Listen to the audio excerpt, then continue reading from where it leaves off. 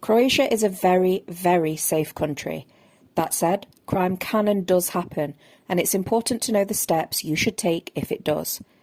The Croatian police are available 24/7, and to make an emergency call, you'll need to call 192.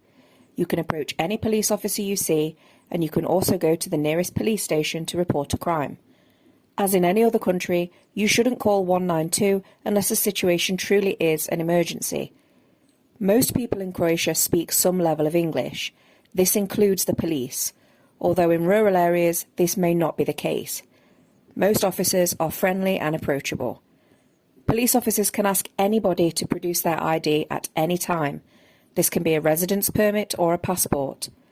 Remember, you're supposed to carry a form of ID on your person at all times in Croatia, and while leniency with foreign visitors is a given, residents and citizens can end up being fined if they fail to provide their ID at an officer's request.